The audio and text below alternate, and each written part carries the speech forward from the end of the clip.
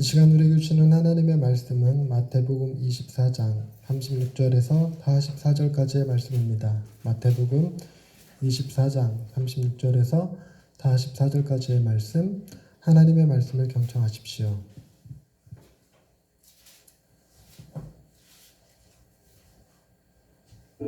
그러나 그 날과 그 때는 아무도 모르나니 하늘의 천사들도 아들도 모르고 오직 아버지만 아시느니라. 노아의 때와 같이 인자의 임함도 그러하리라.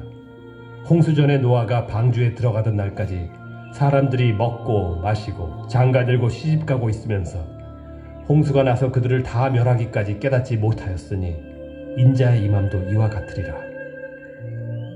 그때 두 사람이 밭에 있음에 한 사람은 데려가고 한 사람은 버려둠을 당할 것이요, 두 여자가 맷돌질을 하고 있음에 한 사람은 데려가고 한 사람은 버려둠을 당할 것이니라. 그러므로 깨어 있으라. 어느 날에 너희 주가 임할는지 너희가 알지 못함이니라. 너희도 아는 바니 만일 집주인이 도둑이 어느 시각에 올 줄을 알았더라면 깨어 있어 그 집을 뚫지 못하게 하였으리라. 이러므로 너희도 준비하고 있으라. 생각하지 않은 때에 인자가 오리라. 충성되고. 아멘. 이 말씀을 통하여 우리에게 뵙시길 원합니다. 아멘. 오늘은 대림절 첫 번째 주일입니다. 대림절이라는 말의 근원이 어디서 왔냐면, 예전 로마 시대에 황제가 지나갈 때, 말을 타고 황제가 지나갈 때 앞서서 전령이 왕이 지나가신다 외치는 소리가 있었어요. 우리나라에서는 황제 폐하납시오 뭐 이런 표현들이 있는데, 그런 표현이 대림절이라고 하는 언어의 기원이 됐습니다. 그래서 그 말을 들은 백성들은 어떤 행동을 하게 됐냐면, 하던 일을 멈추고 길가에 나와서 왕의 행차 앞에 무릎을 꿇고 엎드려야 했지요. 근데 그 엎드리는 사람들의 마음속에 두 가지 마음이 있었습니다. 한 사람은 두려움에 엎드리는 사람들, 만약에 엎드리지 않았다가 처단당할까봐. 그리고 또 하나는 너무너무 고맙고 감사하고 존경하는 의미로 엎드리는 사람들이 있죠. 우리 주님이 이 땅에 다시 오신다고 하는 그 대림절 첫 번째 주간을 우리가 보내면서 제가 여러분들한테 왕이 다시 오실 것입니다 라고 외치면, 여러분들의 마음은 두려움이 앞서십니까? 아니면 사랑과 존중과 감사의 마음이 앞서십니까? 원하기는 우리의 마음이 뭘로 가득 차길 바라냐면 감사와 기쁨과 즐거움이 가득 찰 수 있게 되기를 바랍니다.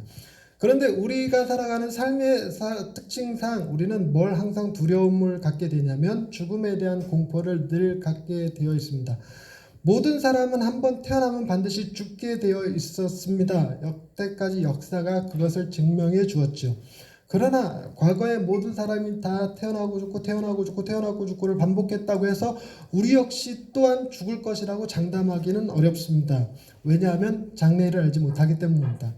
그런데 여러분, 우리가 죽지 않을 수도 있어 라는 기대는 뭐밖에 없냐면 주님이 다시 오시는 것밖에는 없었습니다.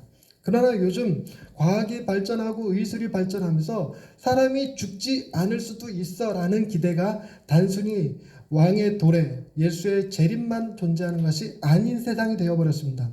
여러분, 사람이 죽는다라고 하는 것은 그 죽음의 의미가 딱히 명확하게 정의되지 않습니다.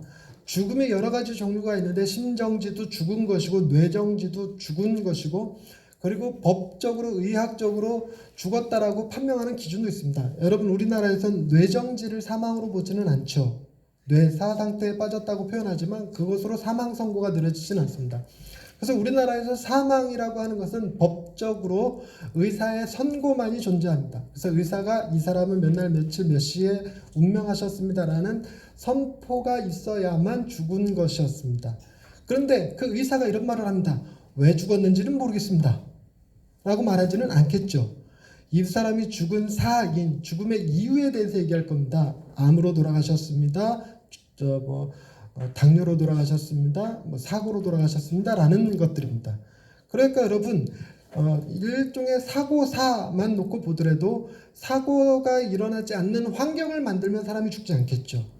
그래서 공사장마다 다 안전규칙이 강화되고 그 안전규칙을 지켜나가면서 산업재해로 죽는 사람들의 숫자가 점점 줄고 있습니다.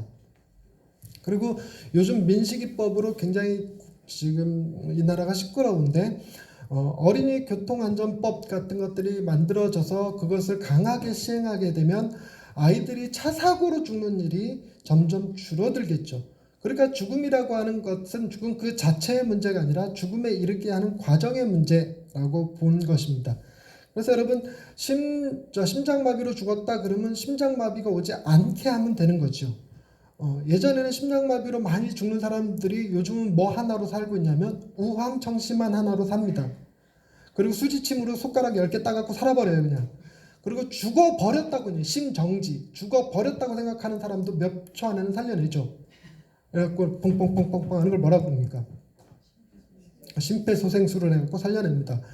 그리고 당뇨도 극복하면 되는 거고 암도 극복하면 되는 거고 역사적으로 극복하지 못할 거라고 여겼던 천연두도 극복이 되었고 그리고 나병도 극복되었고 에이즈도 극복되었고 암도 극복될 것이라는 기대를 지금 현재 하고 있습니다. 암의 특효약이 지금 현재 개발 중에 있고 거의 완성 단계에 있다고 하는 뉴스들을 접하게 되죠. 그러면 그것으로 인해서 죽는 일은 없습니다. 그 죽음에 이르는 다양한 경로들을 다 제거하는 거죠. 그러나 인간이 막지 못하는 거 하나 있다고 생각했던 게 있었는데 그게 뭐냐면 노화입니다. 노화. 그러나 안티에이징 화장품 겁나 잘 나오죠. 노화를 방지하고 심지어 어쩔 수 없다 할지라도 노화에 이르는 다양한 길들을 대체품으로 바꿔버립니다. 예를 들어서 건강한 사람의 피를 싹 빼고 내 피랑 막 바꿔치기 하는 그런 불법이긴 합니다만 그렇게 하는 사람들 미래 공상과학에서 보듯이 뭐도 존재하냐면 그 복제, 자기 복제를 통해서 육체를 미리 예비해 놓습니다. 그래서 사람이 병이 걸리거나 사고로 죽게 되면 내 생각과 내 저장소들을 모두 다 고스란히 뽑아서 그 대체품에다가 이렇게 집어넣으면 또 다른 인생이 시작되는, 그래서 영원히 살 수 있게 될 거라고 생각하는 경향도 있습니다.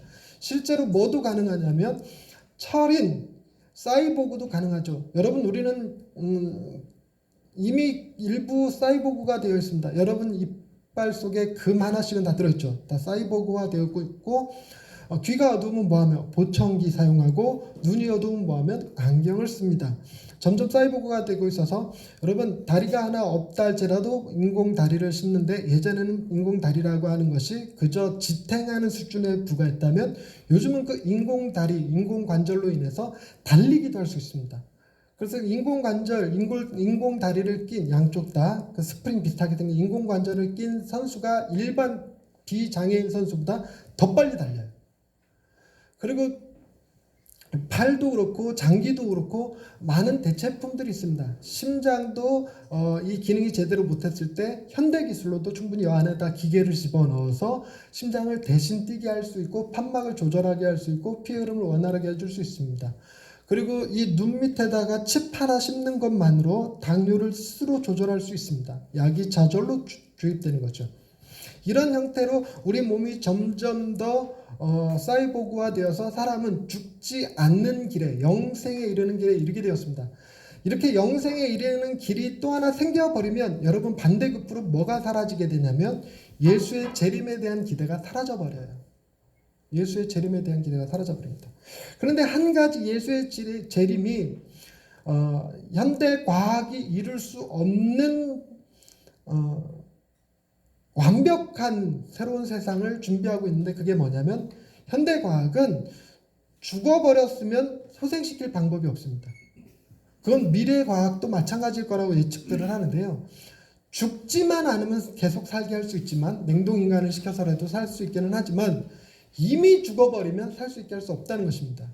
그러나 예수의 재림이 갖는 의미는 뭐냐면 이미 죽어버렸다 할지라도 그래 우리의 몸이 완전히 땅에 분해되어서 자연으로 돌아가 버렸다 할지라도 혹은 불로 태워서 공중의 재로 날려버렸다 할지라도 예수의 재림은 우리가 다시 한번 이 몸을 덧입게 되고 또 다른 삶을, 새로운 삶을 시작하게 될 것에 대한 기대를 갖게 해줍니다.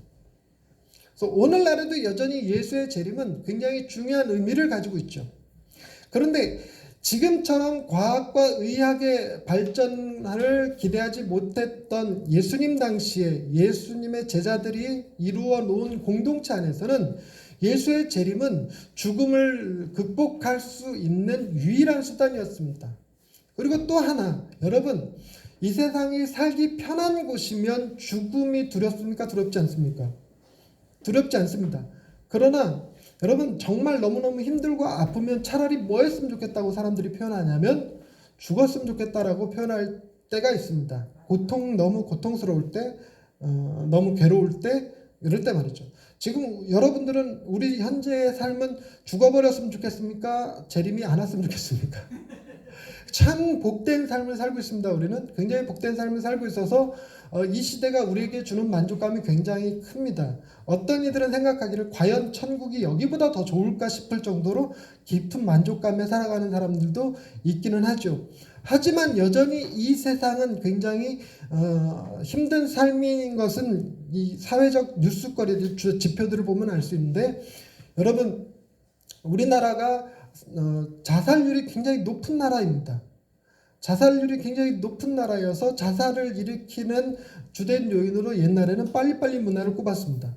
빨리빨리 문화에서 그 빨리빨리라고 하는 스피드를 따라가지 못하고 도태된 사람들은 자살로 이어지는 경향이 있었다고 그래요. 그래서 빨리빨리 문화를 굉장히 비판하던 시절이 있었는데, 요즘은 또 빨리빨리 문화가 굉장히 이렇게 존중받고 있는 문화가 됐습니다. 전 세계적으로 한국 문화가 많이 보급되고 있는데, 한국이 불과 30년 전만 해도 엄청 가난한 나라였는데도 불구하고 이렇게 부강한 나라, 전 세계 문화를 보급하는 나라, 여러분, 한국어, 우리나라 말을 배우겠다고 하는 외국인들의 숫자가 지금 기하급수적으로 늘어나고 있고, 전 세계 웬만한 대학에는 전부 다 한국어학과가 존재할 정도로, 그것도 한국어학과에 들어가려면 가장 경쟁률이 높고 가장 머리가 좋고 가장 점수가 높은 사람들만 들어갈 수 있는 문화가 돼버렸어요.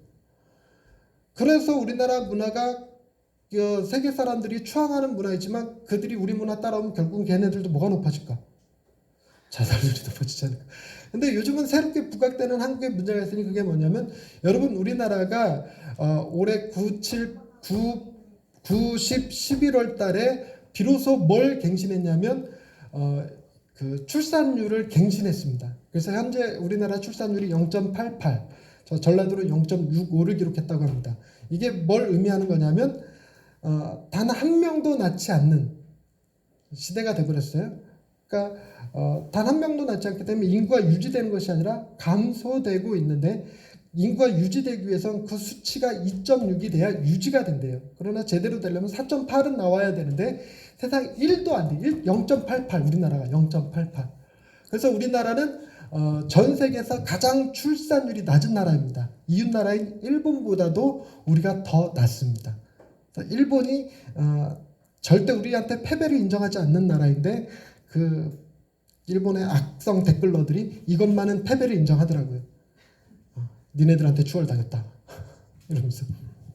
그래서 이런 출산율이 낮아지고 자살률이 높은 이유를 뭐라고 얘기하냐면, 우리나라가 경제적으로는 굉장히 살만한 국가임은 분명하지만 뭐가 뒷받침되지 못했냐면 문화가, 심리가 뒷받침되지 못해서 사람들이 견디지 못하고 자살을 하거나 삶을 포기하거나 자녀를 낳지 않는다라고 말합니다.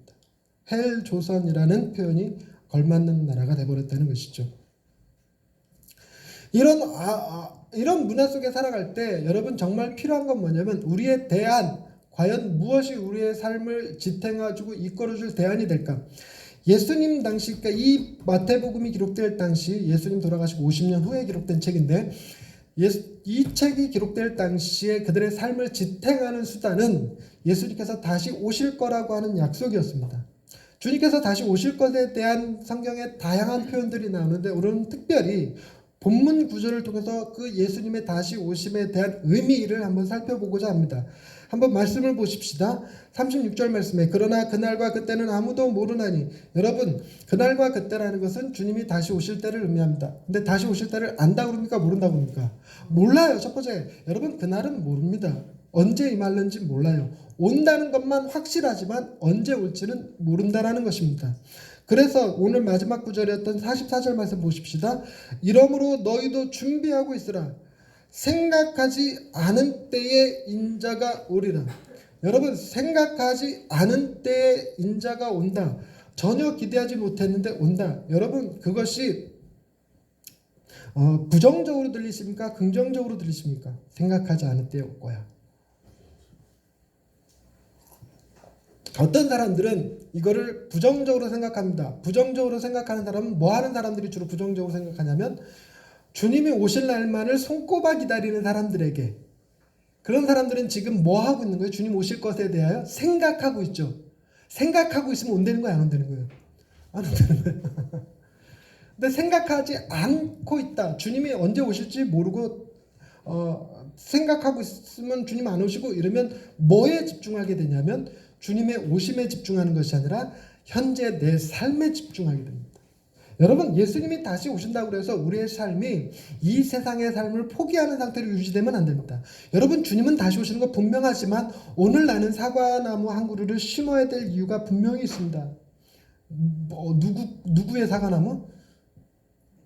스피노자의 사과나무를 심어야죠. 오늘을 주님이 당장 다음 주에 오신다 그러면 시험 공부하겠습니까? 주님이 당장 다음 주에 오신다 그러면 저축하시겠습니까? 주님이 당장 다음 주에 오신다면 갯돈 붓겠습니까? 주님이 당장 다음 주에 오신다면 여러분 뭐하러 일하겠습니까? 그런데 주님이 말씀하시는 것이 뭐냐면 내가 다시 오는 것은 분명하지만 그러나 너는 뭐 한 삶을 살아야 되냐면 네 삶에 충실한 삶을 살아야 됩니다. 오늘 본문에서 나오는 두 가지 예가 있죠. 말씀을 보시자면 40절 말씀, 그때 두 사람이 밭에 있음에 한 사람 데려가고 한 사람은 버려둠을 당할 것입니다.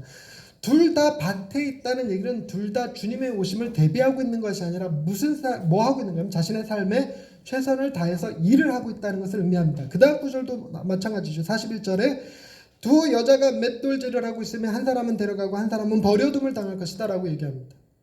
그러니까 맷돌질 하면 됩니다. 주님이 다시 오신다고 해도 밭에 나가서 일을 하면 됩니다. 주님이 다시 오신다고 할지라도 기아 출근하시고 학교 등교하시고 나는 책 읽고 농땡이 피고 아니죠. 각자 주어진 자기의 삶의 자리를 최선을 다해서 살아가면 됩니다. 이게 재림을 대하는, 주님이 다시 오실 것을 대하는 우리의 자세가 되어야 됩니다. 그런데 문제는 하나가 있습니다. 그게 뭐냐면 누가 데려감을 당하고 누가 버려둠을 당할 것이냐는 것입니다. 여러분, 우리가 한번 추정을 한번 해봅시다. 데려가는 사람이 좋은 걸까요? 버려둠을 당하는 사람이 좋은 것일까요? 물론 데려가는 사람이 좋죠. 어감이 그렇습니다. 그런데 다른 본문들도 마찬가지로 주로 데려감을 당하는 사람이 하나님의 백성, 당신의 사람이니까 데려간다는 의미를 가지는데 오늘 본문에 약간의 그 다른 장치가 하나 들어있는데 그게 뭐냐면 38절 말씀입니다.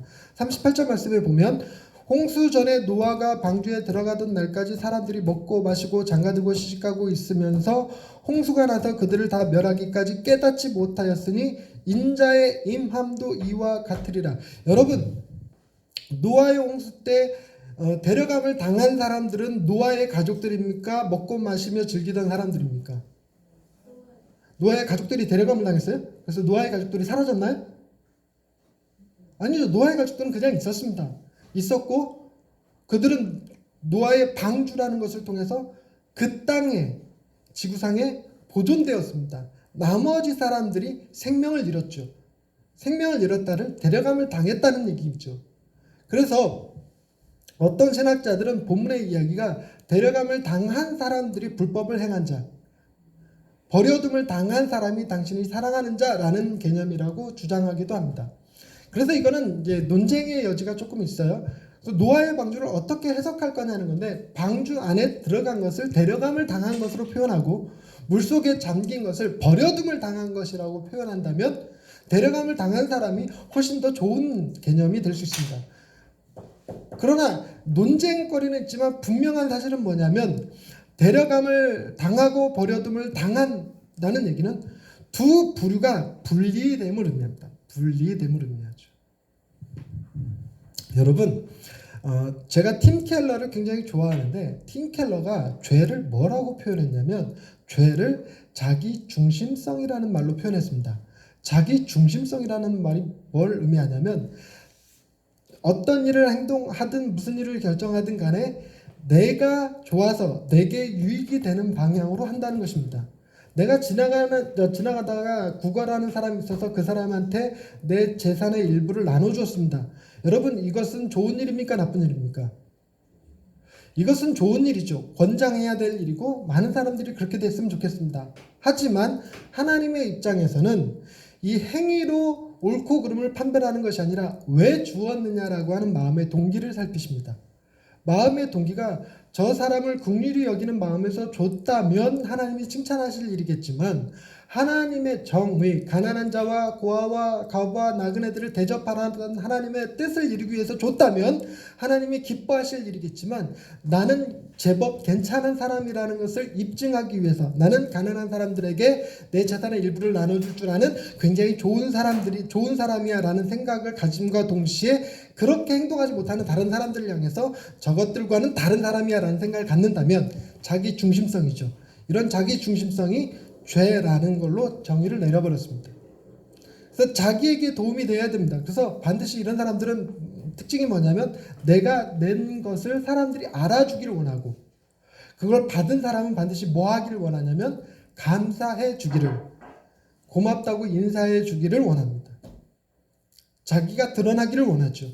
이런 것들을 자기 중심성이라고 표현합니다.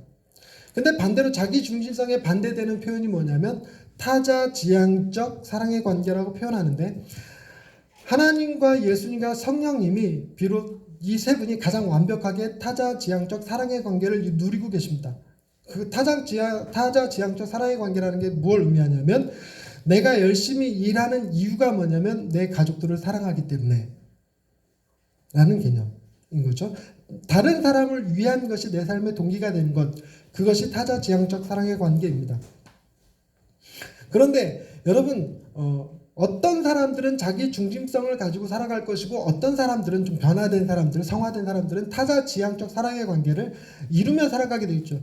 사람의 인생이 영원하다고 가정했을 때, 지금 100년 살고 끝나는 것이 아니라 200년 살고 끝나는 것이 아니라 1000년, 만년 산다고 가정했을 때, 여러분 자기 중심성을 가진 사람들끼리 10명 모여있는 그룹과 정확하지는 않지만 조금이라도 약간이라도 타자지향적 사랑의 관계에 대해서 관심 있고 그걸 시도해 보려는 사람들이 모인 단체가 있다면, 여러분 한 1000년쯤 지났을 때 자기 중심성은 점점 더 강화되고 타자지향적 사랑의 관계는 점점 커진다고 가정했을 때, 여러분 천국과 지옥이 실제로 존재하든 존재하지 않든 이쪽 그룹, 자기 중심성이 점점 강화되는 사람들은 그들의 삶 자체가 지옥이 돼버리겠죠.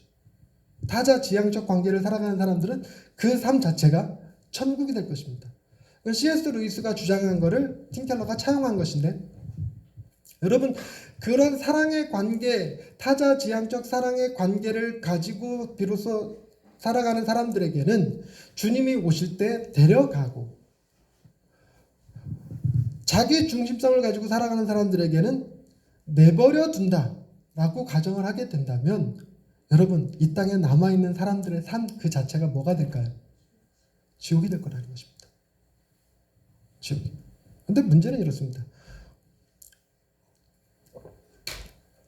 타자지향적 사랑의 삶을 우리는 살 수 있을까? 제가 지금 여러분들에게 설교하는 이것이 여러분들을 위해서, 여러분들을 사랑해서, 여러분들을 위해서, 하나님을 위해서 하는 행위일까요? 아니면 나조차고 하는 행동일 가능성도 조금은 있을까요? 그래서 나를 알다시피 너는 네 자를 낳았다고 하는 거 아니겠냐, 그죠? 맞습니다. 저도 제 중심에 자기 중심성이 있어요. 그러나 기대하는 바가 있으니 뭐가 있냐면, 저는 제 안에 나를 온전히 사랑하여 주신, 완벽하게 타자지향적 삶을 살고 그 삶의 결과를 내게 주신 그리스도에 대한 기억이 있습니다. 그리고 뭐도 있냐면 그분을 닮아가고 싶은 마음의 욕구가 있습니다.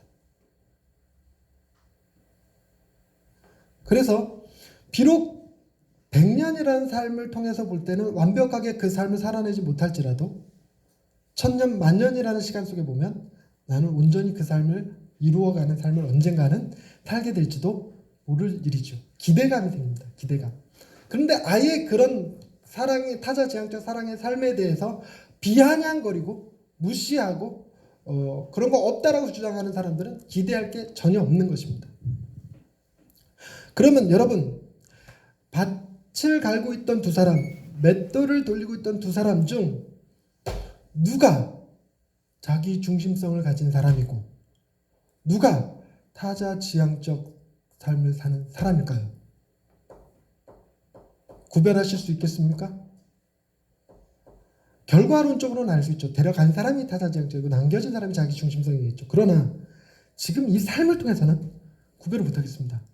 둘 다 똑같이 밭을 갈고 있고 둘 다 똑같이 맷돌 돌리고 있습니다. 다른 말로 표현해 보십시다. 예배 드리고 있는 여러분들은 구별이 될까요? 여러분들 가운데 누구는 정말 하나님을 사랑해서 그분의 은혜에 감사해서 그 오직 주님께 하나님께만 영광을 돌리기 위해 이 자리에 나와 계신 분도 분명히 계실 것이고 과연 그럴까 싶긴 하지만 계실 것이고 일부는 내 욕심, 나는 교회 다니는 괜찮은 사람이야, 나는 교회를 빠지지 않는 사람이야, 나는 내가 예배를 참석함으로 인해서 하나님이 나를 기뻐하셔서 내게 복 주실 것에 대한 기대를 갖고 있는 사람이야 라고 한다면 여러분은 지금 이 자리에 앉아있음에도 불구하고 여전히 하나님이 보시기에 가증스러운 삶의 모습을 지니고 있을 수 있다라는 것입니다. 그럼 우리는 예배를 드리고 있기 때문에 데려감을 당할 사람이다라고 말할 수 없는 결과에 도달하죠. 없는 결과에 도달합니다. 그러면 주님이 다시 오심을 우리는 두렵게 바라봐야 됩니까? 기쁨과 감격과 감사를 가지고 바라봐야 됩니까? 뭔 말인지 모르겠으면 패스하고 원하는 것은 기쁨과 감사와 감격이지만 실제로 내 마음을 들여다보니까 살짝 두렵기는 해. 뭐 이런 거죠. 이런 거. 그런데 놀라운 것은 뭐냐면 우리의 삶의 자세와 행동이 우리가 데려갈 사람인지 버려둠을 당할 사람인지를 결정짓지 않는다라는 것입니다.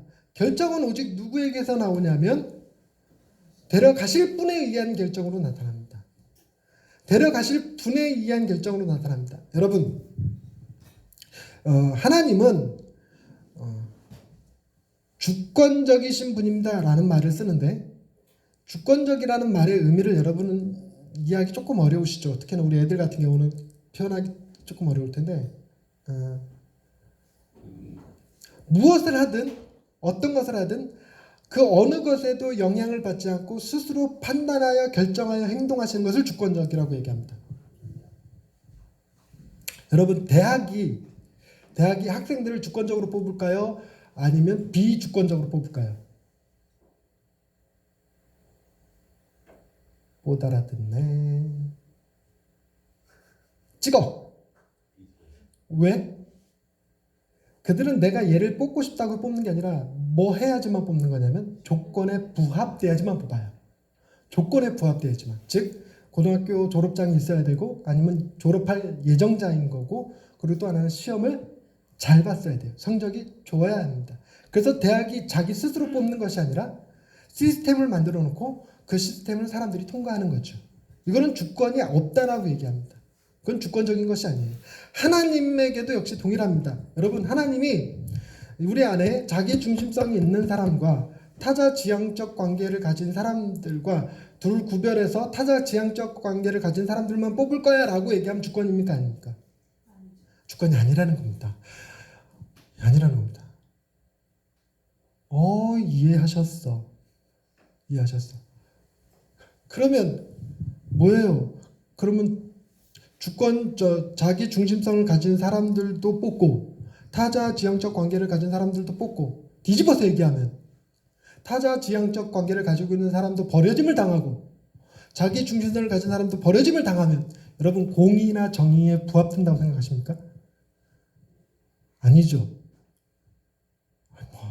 알아듣나 못 알아듣나 모르겠다 나도. 결론을 얘기하고 마칠게요 설교를. 이 세상에 착한 사람과 악한 사람이 공존하고 있을 때에는 착한 사람을 데려가는 것이 공의와 정의에 맞습니다. 그러나 주권에는 안 맞습니다. 이해되셨나요? 이해되셨죠? 그런데 뭐 할 가능성이 있으면 공의와 정의 그리고 주권까지 모두 부합시키냐면 이 세상에 선한 사람이 하나도 없을 경우라면 부합됩니다. 즉 밭을 갈고 있는 두 사람도, 맷돌을 갈고 있는 두 사람도 밭을 가는 이유나 맷돌을 돌리고 있는 이유가 다 자기를 위해서 하고 있는 일이라면 둘 중에 누구를 데려가든 하나님의 주권이 되겠죠. 공의와 정의는 뭘로 실현되고? 예수 그리스도의 십자가로 이루시고. 여러분, 이 개념이 왜 중요하냐면, 여러분, 첫 번째, 우리는 데려갈 사람들이다. 그리고 오늘 교회를 나가지 않은, 예수를 믿지 않는 저 사람들은 버려질 사람들이다 라고 하는 개념을 우리가 가져서는 안 된다라는 게 기본적입니다. 저 사람이나 우리나 별반 다를 것 없이 죄인들이에요. 그러나 우리는 또한 뭘 가지고 있냐면, 저 사람들 중에서도 어떤 이는 하나님이 데려가시겠지만 우리도 하나님이 데려가신다면 그것은 철저하게 우리의 행동 때문이 아니라 예수 그리스도께서 우리를 위하여 하신 그분의 일 때문이라는 사실입니다. 그렇기 때문에 결론, 여러분, 우리가 깨어있는다는 얘기는 자기 중심성을 극복하고 착하고 선하고 경건하고 거룩한 삶을 살아야 된다는 걸 의미하겠습니까? 아니면 예수 그리스도 그분을 기억하는 걸 의미하겠습니까? 오케이. 결론은 그것입니다. 우리가 재림을 대하는 태도, 그것은 재림이 올 것이라고 하는 생각으로 이 세상을 두려움가운데 살아가는 것이 아니라 오실 것이라는 개념 없이 생각 없이 살아가는 거예요. 생각 없이 살아간다는 말을 오해하지 않았으면 좋겠습니다. 생각 없이 살아간다는 얘기는 현실의 삶에 충실한다는 거예요. 당장 내일 주님이 안 오실 것처럼 일도 하시고 저축도 하시고 건강도 챙기시고 주변 사람들도 좀 챙기시고 이러면서 사세요. 그러나 그 삶 가운데서 깨어있다는 건 뭘 의미하는 거냐면, 나를 위해서 대신 선한 삶을 살다가 나의 악함을 위하여 십자가에 달려 돌아가신 주님에 대한 기억, 나에게 타자지향적 사람의 타자지향적 사랑의 삶을 살아주신 그분에 대한 기억을 품고 사는 것, 그분의 사랑을 기억하면서 밭을 갈고 그분의 사랑을 기억하면서 맷돌 돌리는 삶을 사는 것, 그것이 재림을 대하는 오늘 우리의 태도여야 할 것입니다. 오늘 대림절 주간입니다. 첫 번째 주일인데 대림절의 어원이 뭐에서 왔다고요? 황제 납시오! 여기서 왔다 그랬습니다.